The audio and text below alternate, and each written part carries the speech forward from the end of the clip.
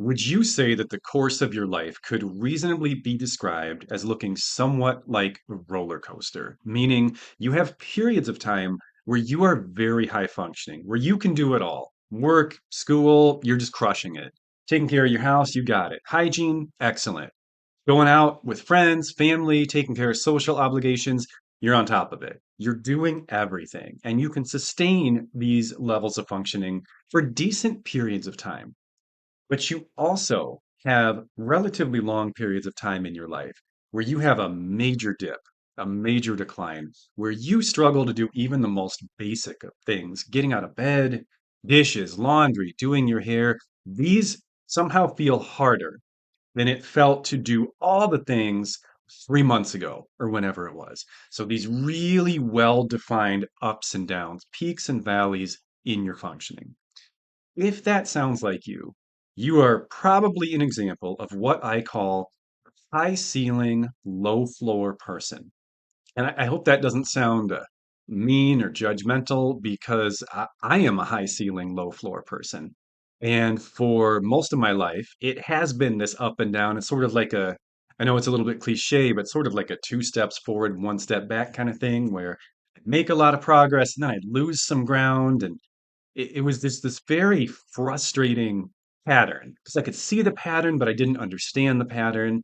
And I also saw that this was not everybody's pattern. I started thinking of it kind of around cars.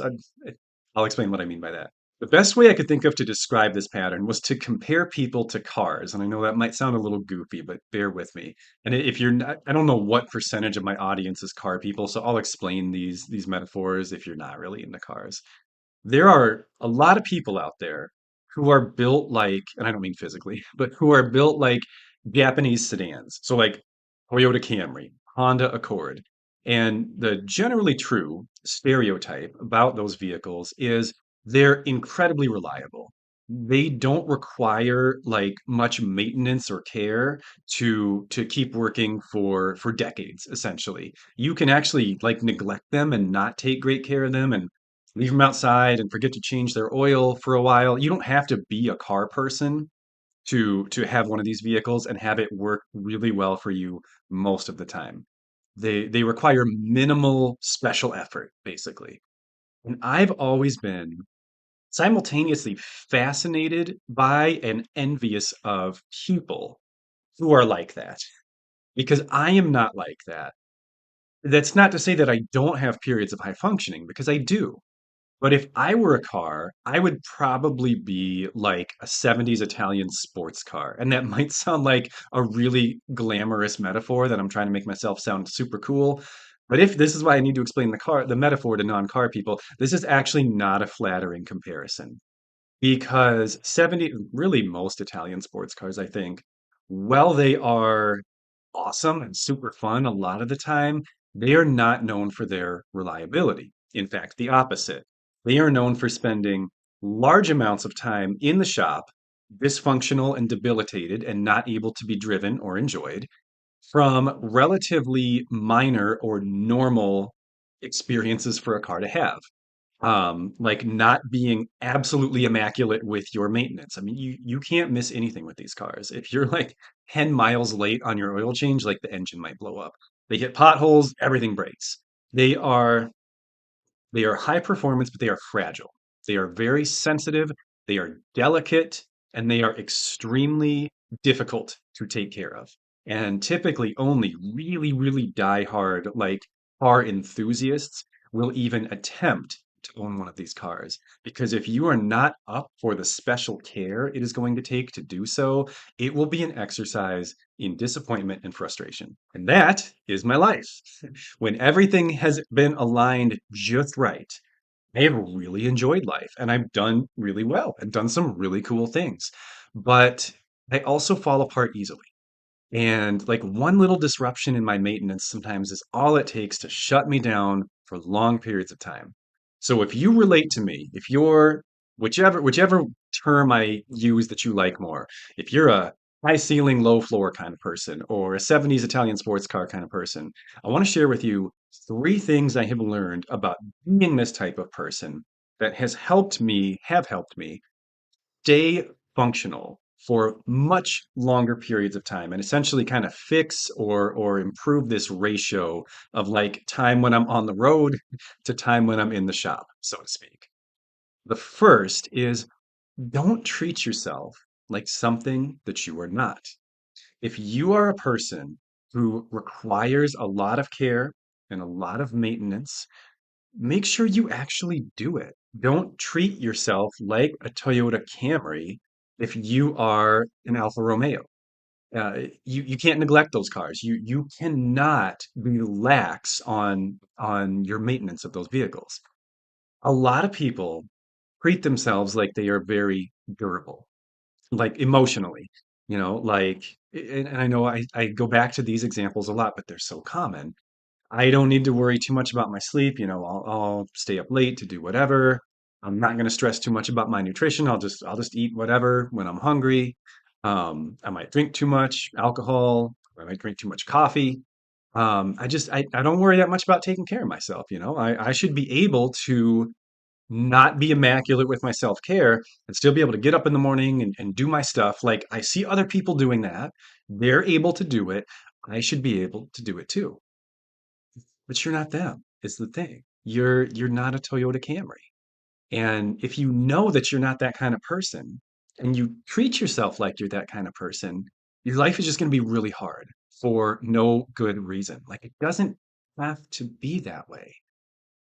If you take appropriate care of yourself, if you take better care of yourself than what most other people are willing to do for themselves, if you recognize, and I know this word means something else, I'm using it more literally in this context, but if you recognize, like, I'm kind of a special needs person.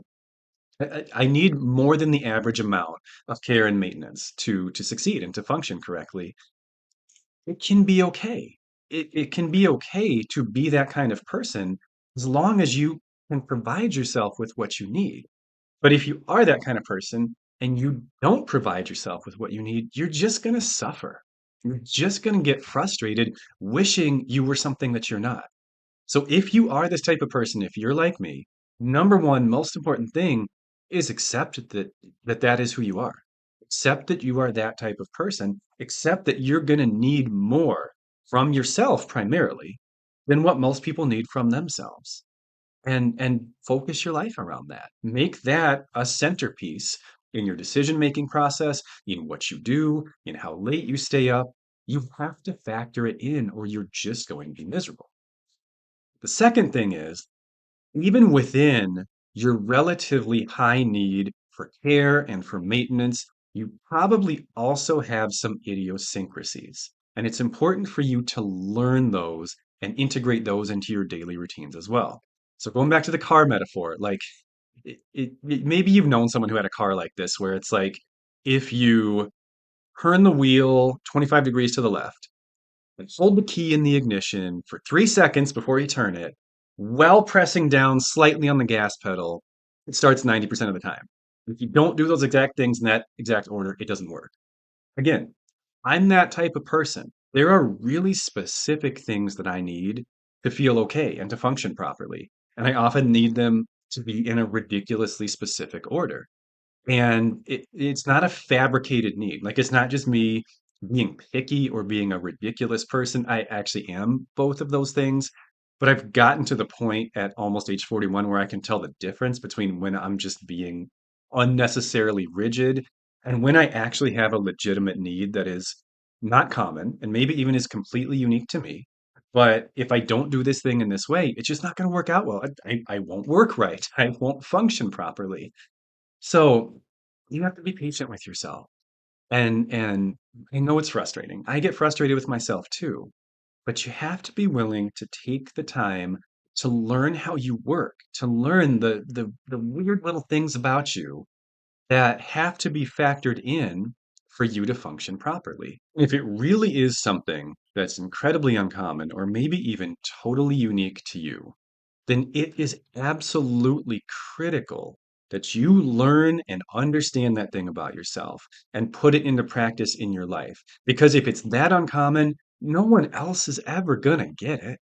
Like, if it's really something that's unique to you, you cannot reasonably expect other people to figure this out or to understand this about you and to help you organize your life around these needs or around this thing because it might literally be just you. So the choices for who in this world, as far as human beings go, can understand this about you and help you figure out how to make it work are you or nobody. Those are the options. There's a pretty clear winner there because if you have a need that nobody in this entire world understands, how lonely is that? How miserable is that?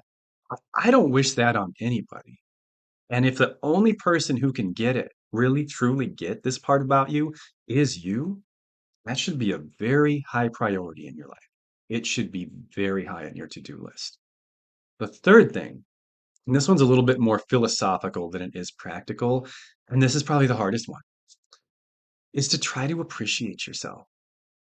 You are built differently, and that's okay. In fact, sometimes it can be great. Again, like going back to the car guys analogy or car people analogy, people who really appreciate cars, some people like taking special care of a car. Some people like a car with quirks. They like the fact that they have to work a little bit harder to enjoy this thing. Because when everything is clicking, when everything actually has been done just right, and that car is thriving and it's working, it's much more rewarding than a car that always turns on every time you turn the key. That's you expect it to do that. It's not a special experience when a car that always starts. But when you start a car that has not been able to start for 6 months and you hear that engine come up for the first time, you can tell I'm not a car person because I don't even know the proper terminology for that, but I do know that it's a special experience, that it feels important, and that it's exciting. And I know it's hard. I know it's frustrating. I know sometimes you wish you could just be like everybody else. Seemingly, it's not everybody else, but it's a lot of people. I know you wish you could be the low maintenance person, the easygoing person, the person with minimal needs, nothing particularly challenging or specific about how their day has to go for them to feel okay and function okay. But you're not. And that's okay.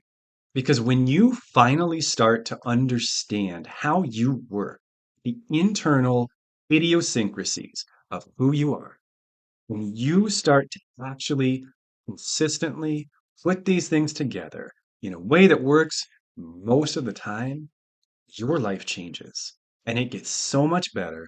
And you will have an appreciation like the amount of gratitude. I don't always think about it because, like all human beings, I spend a large portion of my day just on autopilot. We all do. But I have days when I wake up and I just think like, oh my gosh, I have a job. Like, and it's been a long time since I haven't, but there was a period of time in my life when I didn't ever think that would happen. Or like, I have a spouse, I have a family, I have kids. I These things were not guarantees for me. In fact, they looked like long shots for me for a very long period of time. And although I've had all of those things for quite a while now, so it's not like they automatically feel special to me every day, it's not that hard for me to go back and remember how I never thought I was going to have any of this. And whatever, those are just examples from my life. Whatever you have, if you're a high ceiling, low floor person, probably means that you have worked so much harder for whatever you do have in this world than what a lot of people had to do. And that's special.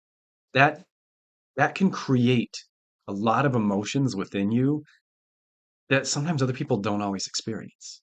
That's part of why it makes you a high ceiling person because it gives you a special appreciation and understanding for the mundane parts of life because they weren't promised to you the way they were to other people because they weren't guarantees for you the way they were for other people. And when you finally figure out your special starting instructions that work 90% of the time, it will feel all that much more beautiful and special to you because you know the entire backstory behind it. You know all the hours you spent in the shop figuring out all those little details. And it's going to feel so good when they all come together. So please try to be patient with yourself. Please don't give up on yourself. Try to maintain that curiosity. Try. It's easier said than done, I know. Try to hold off the frustration and the resentment. Sometimes we even start to resent ourselves for not being as easy or as simple as other people. Try to be patient with yourself. Try to just get to know yourself with genuine curiosity. What works for me? What doesn't work for me? How can I put these things together in the most functional possible way? You will figure it out to some degree. No one ever masters it. No one. It's a never-ending journey. But when you get to the point where it works most of the time, it's a special feeling. And I believe you can get there. I hope this was helpful. See you next time.